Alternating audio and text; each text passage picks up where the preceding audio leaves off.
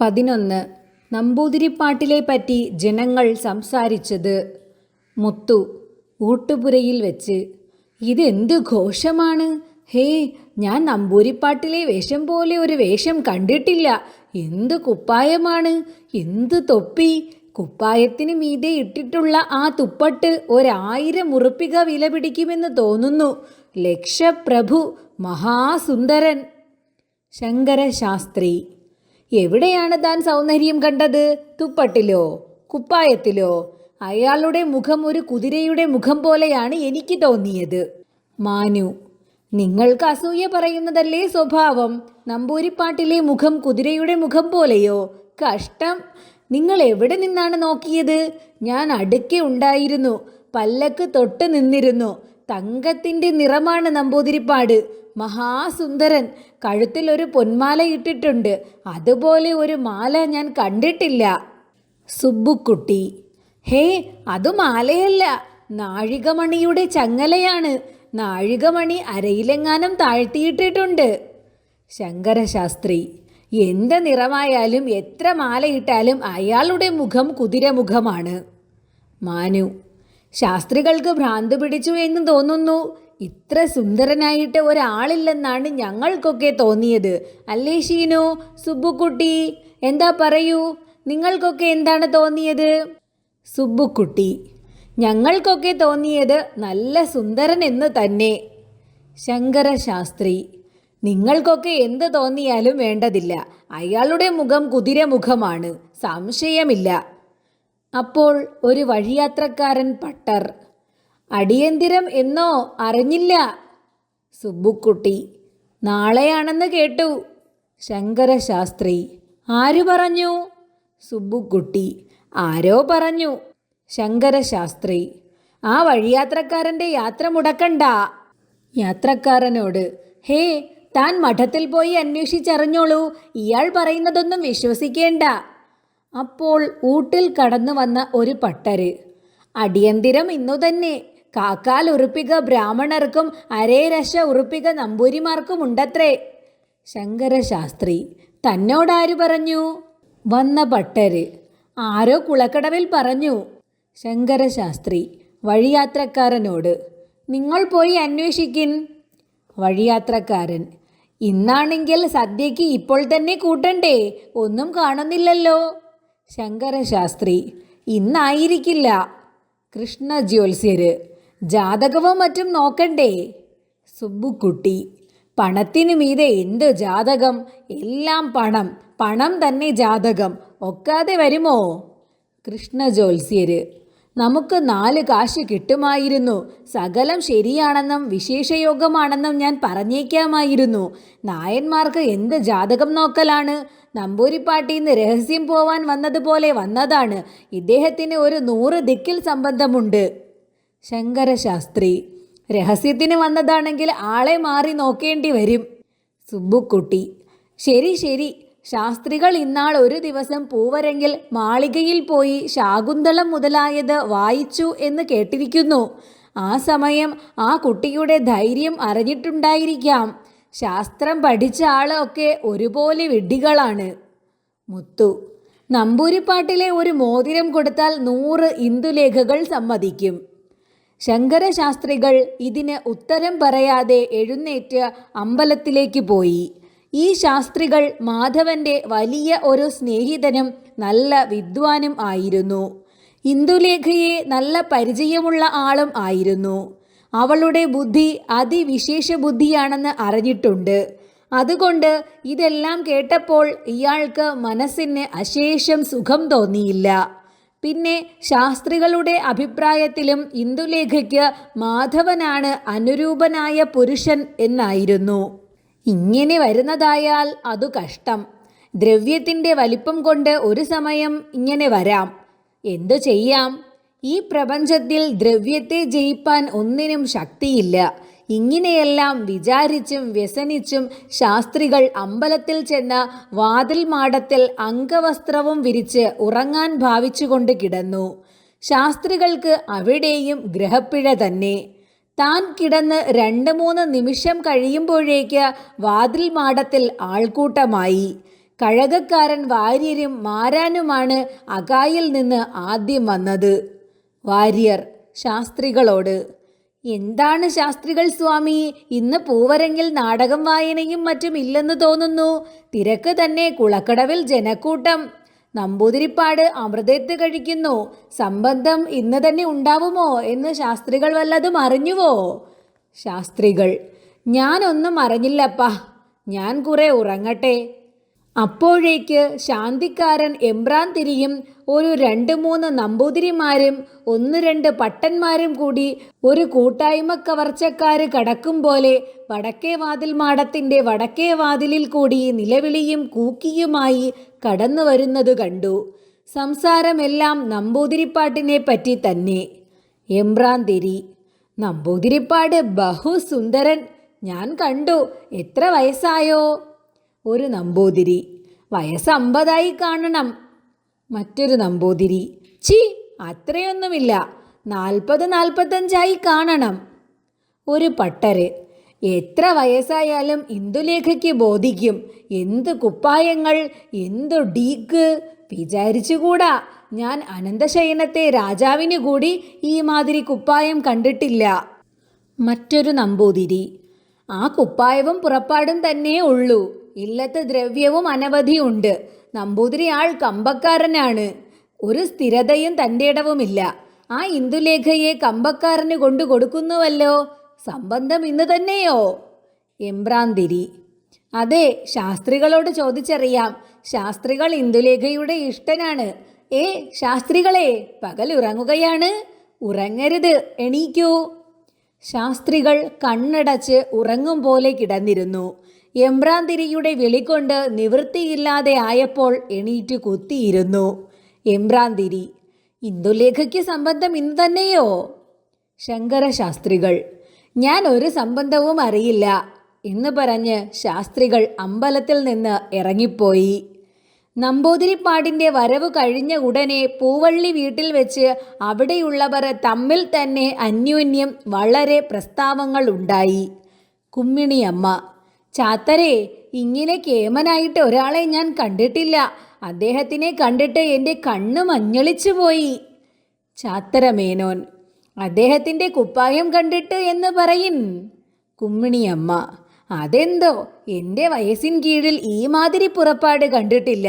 ദിവാൻജി വലിയ മാമനെ കണ്ട ഓർമ്മ കൂടി ഉണ്ട് എനിക്ക്. അദ്ദേഹത്തിനും കൂടി ഈ മാതിരി പുറപ്പാട് ഞാൻ കണ്ടിട്ടില്ല. ഇന്ദുലേഖയുടെ ഭാഗ്യം നോക്കൂ, അവൾ അതിനു മാത്രം കേമി തന്നെ. എന്നാലും മാധവനെ വിചാരിക്കുമ്പോൾ വ്യസനം. ചാത്തരമേനോൻ, എന്താണ് വ്യസനം? കുമ്മിണിയമ്മ, വ്യസനിക്കാനൊന്നുമില്ല. ഇത്ര വലിയ ആൾ വന്നാൽ മാധവന് ഒന്നും പറയാൻ പാടില്ല.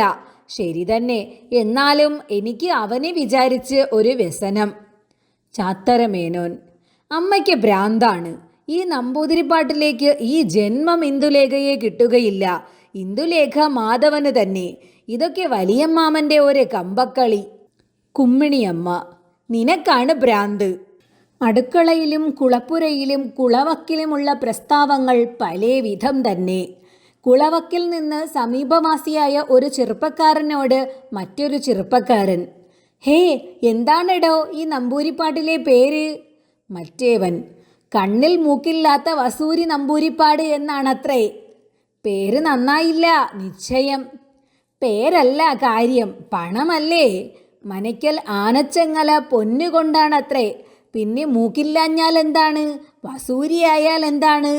എന്ത് പണമുണ്ടായാലും ഇന്ദുലേഖ മാധവനെ തള്ളിക്കളഞ്ഞതുകൊണ്ട് ഞാനിനി അവളെ ബഹുമാനിക്കയില്ല. മാധവൻ മാത്രമാണ് അവൾക്ക് ശരിയായ ഭർത്താവ്. മാധവന് പൊന്നുകൊണ്ട് ആനച്ചങ്ങലയുണ്ടോ? താൻ എന്ത് ഭോഷത്വം പറയുന്നുവിടോ? പെണ്ണുങ്ങൾക്ക് പണത്തിന് മീതെ ഒന്നുമില്ല. ഇവളെ കൊച്ചുകൃഷ്ണമേനോൻ കൊണ്ടുപോയി ഇംഗ്ലീഷ് പഠിപ്പിച്ചതും മറ്റും വെറുതെ. ഇംഗ്ലീഷ് പഠിച്ച കൊണ്ട് ഇപ്പോൾ എന്താ വിശേഷം കണ്ടത്? ഇംഗ്ലീഷ് പഠിക്കുന്നതും പണത്തിനു തന്നെ. മാധവൻ ഈ വർത്തമാനം കേൾക്കുമ്പോൾ എന്ത് പറയുമോ? മാധവൻ ശിശുപാലന്റെ മാതിരി ക്രോധിക്കും. എന്നിട്ടെന്തു ഫലം? ഇന്ദുലേഖ മൂക്കില്ലാത്ത വസൂരി നമ്പൂരിപ്പാടോടുകൂടി സുഖമായിരിക്കും. ഈ നമ്പൂതിരിപ്പാടിൻ്റെ ഇല്ലപ്പേരൊട്ടു പറ്റി. കുറേ മുമ്പും കുളിച്ചു പോകുമ്പോൾ ഞാൻ അടുത്തു കണ്ടു. മൂക്ക് കാണാനേയില്ല. മുഖം ഒരു കലം കമഴ്ത്തിയ മാതിരി. ഛീ, ഇന്ദുലേഖയ്ക്ക് ഇങ്ങനെയൊരു യോഗം വന്നുവല്ലോ. ഇയാളുടെ പണവും പുല്ലും എനിക്ക് സമമാണ്. ആ ഗോവിന്ദൻകുട്ടി മേനോനെ പോലെ ഞാൻ ഇന്ദുലേഖയുടെ അമ്മാമനായിരുന്നുവെങ്കിൽ ഞാൻ അവളെ ഒരിക്കലും ഈ വസൂരിക്ക് കൊടുക്കുകയില്ല. ഇന്ദുലേഖയ്ക്ക് മനസ്സാണെങ്കിലോ? എന്നാൽ നിവൃത്തിയില്ല. ഇന്ദുലേഖയ്ക്ക് മനസ്സുണ്ടാവുമോ? പഞ്ചുമേനോന്റെ നിർബന്ധത്തിന്മേലാണ് ഇത് നടക്കുന്നത് എന്നും കേട്ടു. ആ പഞ്ചുമേനോൻ ഇനിയും ചാവരുതേ. എന്തിന് ആ പൂവള്ളി വീട്ടിലുള്ള സകല മനുഷ്യരെയും ചീത്ത പറഞ്ഞ് ഉപദ്രവിച്ചും കൊണ്ട് കിടക്കുന്നു? കഷ്ടം, ഇന്ദുലേഖയ്ക്ക് ഇങ്ങനെ വിരൂപൻ വന്ന് ചേർന്നുവല്ലോ. നിശ്ചയിക്കാറായിട്ടില്ലടോ. ഇന്ദുലേഖ സമ്മതിക്കുമോ? എന്താണ് നിശ്ചയം? ഒരു സമയം സമ്മതിച്ചില്ലെങ്കിലോ? പഞ്ചുമേനോൻ തല്ലി പുറത്താക്കും. മാധവൻ കൂടി ഇവിടെ ഇല്ല. പിന്നെ ഇന്ദുലേഖയ്ക്ക് ഈ ജന്മം നമ്പൂരിപ്പാട്ടിലെ സമ്മതമില്ലാതെ വരികയില്ല. ഇത്ര ദ്രവ്യസ്ഥനായിട്ട് ഈ രാജ്യത്ത് ആരുമില്ലത്രേ. വലിയ ആഢ്യനുമാണ്. പിന്നെ എന്തു വേണം? മാധവൻ ഇപ്പോഴും സ്കൂളിൽ പഠിക്കുന്ന കുട്ടിയല്ലേ? മാധവനും ഇന്ദുലേഖയുമായി വളരെ സേവയായിട്ടാണെന്ന് ഞാൻ കേട്ടിട്ടുണ്ട്. അതൊന്നും ഇനി കാണുകയില്ല. മാധവന് ശുക്രദശ ഉണ്ടായിരുന്നുവെങ്കിൽ അത് കഴിഞ്ഞു. നിശ്ചയം, സംശയമില്ല. എന്ത് കഴിവെങ്കിലും ആവട്ടെ എന്നു പറഞ്ഞ് ഈ സംസാരിച്ചതിൽ ഒരാൾ കുളിപ്പാനും മറ്റേവൻ അവൻ്റെ വീട്ടിലേക്കും പോയി. പൂവറങ്ങിൽ വെച്ചു തന്നെ നമ്പൂരിപ്പാട്ടിനെക്കുറിച്ച് പലരും പലവിധവും സംസാരിച്ചു. മദിരാശിയിൽ നിന്ന് കത്തു കിട്ടിയ ശേഷം ഇന്ദുലേഖയ്ക്ക് വളരെ സന്തോഷവും ഉത്സാഹവും ഉണ്ടായി എന്ന് മുമ്പ് പറഞ്ഞിട്ടുണ്ടല്ലോ. ഈ സന്തോഷത്തിൻ്റെയും ഉത്സാഹത്തിൻ്റെയും കാരണം അറിയാത്ത ചില ഭൃത്യന്മാരും ദാസികളും മറ്റും ഇന്ദുലേഖയുടെ ഉത്സാഹവും സന്തോഷവും നമ്പൂരിപ്പാട് വന്നതിലുണ്ടായതാണെന്ന് നിശ്ചയിച്ചു. കുഞ്ഞിക്കുട്ടിയമ്മയുടെ ദാസി പാറു മുകളിൽ എന്തോ ആവശ്യത്തിന് പോയിരുന്നു. അപ്പോൾ ഇന്ദുലേഖയെ കണ്ടു. ഇന്ദുലേഖ ചിരിച്ചുകൊണ്ട്, എന്താ പാറു, നിന്റെ സംബന്ധക്കാരൻ വരാറില്ലേ ഈയിടെ? പാറു, അയാൾ 6-7 മാസമായി കളത്തിൽ തന്നെയാണ് താമസം. അവിടെ വേറെയൊരു സംബന്ധം വെച്ചിട്ടുണ്ടോൽ, കണ്ടര നായര് പറഞ്ഞു. ഇന്ദുലേഖ, ആട്ടെ, നിനക്ക് വേറെ ഒരാളെ സംബന്ധമാക്കട്ടെ? പാറു, എനിക്കാരും വേണ്ട. എൻ്റെ കഴുത്തിലത്തെ താലി മുറിഞ്ഞു കിടക്കുന്നു അമ്മേ. 4 മാസമായിട്ട് ഞാൻ കഴുത്തിലൊന്നും കെട്ടാറില്ല. വലിയമ്മയോട് ഞാൻ വളരെ പറഞ്ഞു. എന്ത് ചെയ്തിട്ടും നന്നാക്കിച്ചു തരുന്നില്ല. ഞാൻ എന്ത് ചെയ്യും? ദാസിയുടെ ഈ സങ്കടം കേട്ടപ്പോൾ ഇന്ദുലേഖ തൻ്റെ ഒരു പെട്ടി തുറന്ന് അതിൽ നിന്ന് 8-10 ഉറുപ്പിക വിലയ്ക്ക് പോരുന്ന ഒരു താലിയെടുത്ത് ഒരു ചരടിന്മേൽ കോർത്ത് പാറുവിൻ്റെ പക്കൽ കൊടുത്തു. ഇന്ദുലേഖ, ഇതാ ഈ താലി കെട്ടിക്കോളൂ. താലിയില്ലാഞ്ഞിട്ട് സങ്കടപ്പെടേണ്ട. പാറു സന്തോഷം കൊണ്ട് കരഞ്ഞുപോയി. താലിയും വാങ്ങി ഉടനെ താഴത്തിറങ്ങി വന്ന ശേഷം എല്ലാവരോടും തനിക്കു കിട്ടിയ സമ്മാനത്തിൻ്റെ വർത്തമാനം അതിഘോഷമായി പറഞ്ഞു തുടങ്ങി. കുഞ്ഞിക്കുട്ടിയമ്മ പാറുവെ വിളിച്ചപ്പോൾ പാറു പുതിയ ഒരു താലി കെട്ടിയത് കണ്ടു. കുഞ്ഞിക്കുട്ടിയമ്മ, നിനക്കീ താലി എവിടെന്ന് കിട്ടി? പാറു, ഞാൻ മുകളിൽ പോയപ്പോൾ ചെറിയമ്മ തന്നതാണ്. കുഞ്ഞിക്കുട്ടിയമ്മ, ഇന്ദുലേഖയോ? പാറു, അതെ. കുഞ്ഞിക്കുട്ടിയമ്മ, എന്താ ഇന്ദുലേഖയ്ക്ക് വളരെ സന്തോഷമുണ്ടോ ഇന്ന്? എങ്ങനെയിരിക്കുന്നു ഭാവം? പാറു, ബഹുസന്തോഷം. സന്തോഷമില്ലാതിരിക്കുമോ വലിയമ്മേ? ഇങ്ങനത്തെ തമ്പുരാൻ സംബന്ധത്തിന് വരുമ്പോൾ. ഇങ്ങനെ ഇവർ സംസാരിച്ചു കൊണ്ടിരിക്കുമ്പോൾ ഇന്ദുലേഖയെ ഒന്ന് കണ്ടുകളയാം എന്ന് നിശ്ചയിച്ച് ശങ്കരശാസ്ത്രികൾ ഇന്ദുലേഖയുടെ മാളികയിന്മേൽ പോകാൻ ഭാവിച്ച് പൂവരങ്ങിൽ 4 കെട്ടിൽ കയറി വരുന്നത് കുഞ്ഞിക്കുട്ടിയമ്മ കണ്ട് ശാസ്ത്രികളെ വിളിച്ചു. കുഞ്ഞിക്കുട്ടിയമ്മ, ശാസ്ത്രികൾ എന്താണ് ഇപ്പോൾ വന്നത്? ശാസ്ത്രികൾ, വിശേഷിച്ചൊന്നുമില്ല. ഇന്ദുലേഖയെ ഒന്ന് കാണാമെന്ന് വെച്ച് വന്നതാണ്. ഈ ശാസ്ത്രികൾ മാധവൻ്റെ വലിയ ഇഷ്ടനാണെന്ന് കുഞ്ഞിക്കുട്ടിയമ്മ അറിയും. കുഞ്ഞിക്കുട്ടിയമ്മ, ഇപ്പോൾ അങ്ങോട്ട് പോണ്ട. നമ്പൂതിരിപ്പാടും മറ്റും അമറേത്ത് കഴിഞ്ഞ് എഴുന്നള്ളാറായി. അമ്പലത്തിലേക്ക് തന്നെ പോകുന്നതാണ് നല്ലത്. ശാസ്ത്രികൾ, അങ്ങനെയാകട്ടെ. നമ്പൂതിരിപ്പാട് സംബന്ധം നിശ്ചയിച്ചു ആയിരിക്കും. കുഞ്ഞിക്കുട്ടിയമ്മ, അതിനെന്താ സംശയം? എന്താ ശാസ്ത്രികൾക്ക് രസമായില്ലേ? ഇതിൽ പരം കേമനായിട്ട് ഇന്ദുലേഖയ്ക്ക് ഇനി ആരാണൊരു ഭർത്താവ് വരാനുള്ളത്? ശാസ്ത്രികൾ: ശരി തന്നെ, ശരി തന്നെ. കുഞ്ഞിക്കുട്ടിയമ്മ: ഇന്ദുലേഖയ്ക്കും വളരെ സന്തോഷമായിരിക്കുന്നു. നമ്പൂതിരിപ്പാട്ടിലെ കാണാൻ വഴുകി നിൽക്കുന്നു. പെണ്ണിനെന്തോ ബഹു ഉത്സാഹം. ഈ പാറു താലി കെട്ടാതെ ഇന്ന് മുകളിൽ കയറി ചെന്നിട്ട് ഇതാ ഒരു ഒന്നാം തരം താലി പാറുവിന് ഇപ്പോൾ കൊടുത്തുവത്രേ. ബഹു ഉത്സാഹം. ഞാൻ ആദ്യം എന്തോ കുറെ പേടിച്ചു. ഈശ്വരാധീനം കൊണ്ട് എല്ലാം ശരിയായി വന്നു. കാരണവന്മാരുടെ അനുഗ്രഹം കൊണ്ട് എല്ലാം ശരിയായി വന്നു. ശാസ്ത്രികൾ: എന്തിനാണ് ആദ്യം പേടിച്ചത്? പേടിക്കാൻ കാരണമെന്ത്? കുഞ്ഞിക്കുട്ടിയമ്മ: അതോ നിങ്ങൾ അറിയില്ലേ? മാധവനും ഇന്ദുലേഖയുമായി വലിയ സ്നേഹമല്ലേ? അത് വിട്ടുകിട്ടുവാൻ പ്രയാസമായാലോ എന്ന് ഞാൻ പേടിച്ചു. ഗോവിന്ദൻകുട്ടിയുടെ അച്ഛനും പേടിച്ചിരുന്നു. ഇനി ആ പേടിയൊന്നും ഞങ്ങൾക്കില്ല. മാധവനും നമ്പൂതിരിപ്പാടും ആയാലത്തെ ഭേദം എത്രയുണ്ട്? ശാസ്ത്രികളെ, നിങ്ങൾ തന്നെ പറയിൻ. ശാസ്ത്രികൾ: വളരെ ഭേദമുണ്ട്, വളരെ ഭേദമുണ്ട്, സംശയമില്ല. ഞാൻ പോണു എന്നും പറഞ്ഞ് ശാസ്ത്രികൾ വളരെ സുഖക്കേടോടുകൂടി അവിടെ നിന്ന് ഇറങ്ങി. വഴിയിൽ വെച്ച് പൂവരങ്ങിലേക്കുള്ള നമ്പൂതിരിപ്പാട്ടിലെ ഘോഷയാത്ര കണ്ടു. സ്വർണപ്പകിട്ട് ഇളവെയിലിൽ കണ്ട് ശാസ്ത്രികളുടെ കണ്ണ് ഒന്ന് മഞ്ഞളിച്ചു പോയി. ശാസ്ത്രികൾ അരയാൽ തറമേൽ കയറിയിരുന്ന് വിചാരം തുടങ്ങി. കഷ്ടം, ഇനി ഈ കാര്യത്തിൽ അധികം സംശയമില്ലാത്തതുപോലെ തോന്നുന്നു. മാധവൻ എത്ര വ്യസനപ്പെടും. ഈ മഹാപാപി ഇന്ദുലേഖ ഇത്ര കഠിനയായി പോയല്ലോ. എന്തു കഠിനം! പണം ആർക്കധികം അവർ ഭർത്താവ് എന്ന് വയ്ക്കുന്ന ഈ ചണ്ടി നായന്മാരുടെ പെണ്ണുങ്ങൾക്ക് എന്താണ് ചെയ്തുകൂടാത്തത്? ആ മാധവന്റെ ബുദ്ധിക്ക് സദൃശമാണ് ഈ അസത്തിൻ്റെ ബുദ്ധിയെന്ന് ഞാൻ വിചാരിച്ചു പോയല്ലോ. കഷ്ടം, എന്ത് ചെയ്യാം? ആ കുട്ടിയുടെ പ്രാരബ്ധം. ഇങ്ങനെ ഓരോന്ന് വിചാരിച്ചു കൊണ്ടിരിക്കുമ്പോൾ നമ്പൂതിരിപ്പാട്ടിലെ പൂവരങ്ങിൽ കൊണ്ടാക്കി വെറ്റിലപ്പെട്ടിക്കാരൻ ഗോവിന്ദനും നമ്പൂതിരിപ്പാട്ടിലെ ഒരു കുട്ടിപ്പട്ടരും കൂടി അരയാൽ തറയ്ക്കൽ വന്നു നിന്നു. ശാസ്ത്രികൾ: നിങ്ങൾ നമ്പൂതിരിപ്പാട്ടിലെ കൂടെ വന്നവരോ? ഗോവിന്ദൻ: അതെ. ശാസ്ത്രികൾ: നമ്പൂതിരിപ്പാട്ടിലേക്ക് ഇവിടെ എത്ര ദിവസം താമസമുണ്ട്? ഗോവിന്ദൻ: ഇന്നും നാളെയും നിശ്ചയമായും ഉണ്ടാവും. മറ്റന്നാൾ എഴുന്നള്ളുമെന്ന് തോന്നുന്നു. കൂടെ തന്നെ കൊണ്ടുപോകുന്നു. ശാസ്ത്രികൾ: എന്തോന്നു കൊണ്ടുപോകുന്നു? ഗോവിന്ദൻ: ഭാര്യയെ. ശാസ്ത്രികൾ: സംബന്ധം ഇന്ന് തന്നെയോ? ഗോവിന്ദൻ: ഒരു സമയം ഇന്നു തന്നെ, അല്ലെങ്കിൽ നാളെ ആവാനും മതി. ശാസ്ത്രികൾ: നമ്പൂതിരിപ്പാടുന്ന് വേളി കഴിച്ചില്ല അല്ലേ? ഗോവിന്ദൻ: അനുജന്മാർ 2 തമ്പുരാക്കന്മാർ വേളി കഴിച്ചിട്ടുണ്ട്. ശാസ്ത്രികൾ: നമ്പൂതിരിപ്പാട് ആൾ നല്ല കാര്യസ്ഥനോ? ഗോവിന്ദൻ: ഒന്നാന്തരം കാര്യസ്ഥനാണ്. ഇതുപോലെ ആ മനയ്ക്കൽ ഇതുവരെ ആരും ഉണ്ടായിട്ടില്ല. അതികേമനാണ്. തമ്പുരാൻ ഇവിടെ എഴുന്നള്ളി ഈ സംബന്ധം കഴിക്കുന്നത് ഈ തറവാട്ടിൻ്റെയും പഞ്ചമേനവൻ്റെയും മഹാഭാഗ്യം. ഇങ്ങനെ നായന്മാരുടെ വീടുകളിൽ ഒന്നും തമ്പുരാൻ എഴുന്നള്ളാറേയില്ല എന്നു പറഞ്ഞ് ഗോവിന്ദൻ അവിടെ നിന്ന് അമ്പലത്തിലേക്കോ മറ്റോ പോയി. കുട്ടിപ്പട്ടർ പിന്നെയും അവിടെ ഇരുന്നു. ശാസ്ത്രികൾ കുട്ടിപ്പട്ടരോട്: തൻ്റെ ഗ്രാമം ഏതാണ്?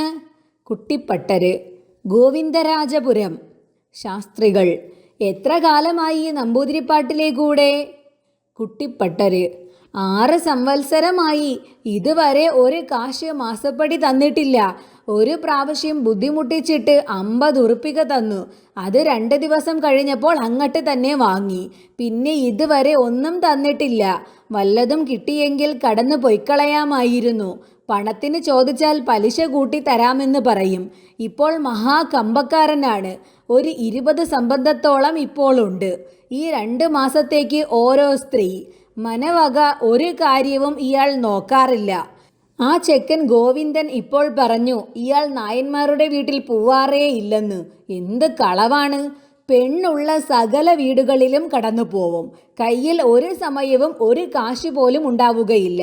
2-3 മാപ്പിളമാർ കടം കൊടുക്കാൻ തയ്യാറായിട്ടുണ്ട്. 105 പലിശ വയ്ക്കും. ഈ വിഡ്ഢിയാൻ പണം കിട്ടേണ്ടുന്ന ബദ്ധപ്പാടിൽ എന്തെങ്കിലും എഴുതി കൊടുക്കും. ഒടുവിൽ വസ്തു ചാർത്തേണ്ടി വരും. ഇങ്ങനെ അയാൾ ദ്രവ്യം മുടിക്കുന്നത് അസാരമോ? ഇപ്പോൾ വരുമ്പോൾ 300 ഉറുപ്പിക 105 പലിശയ്ക്ക് കടം വാങ്ങിയിട്ടാണ് പോന്നത്. മഹാവല്ലാത്ത കമ്പമാണ്. ശാസ്ത്രികൾ: ആട്ടെ, സ്വാമി ദ്രോഹമായി പറയേണ്ട. ആൾ അദ്ദേഹം എത്രമാതിരിയെങ്കിലും ആവട്ടെ, ഞാൻ ഇതൊന്നും തന്നോട് ചോദിച്ചില്ലല്ലോ. ഞാൻ കുളിപ്പാൻ പോണു എന്ന് പറഞ്ഞ് ശാസ്ത്രികൾ കുളത്തിലേക്കും കുട്ടിപ്പട്ടർ മഠത്തിലേക്കും പോയി.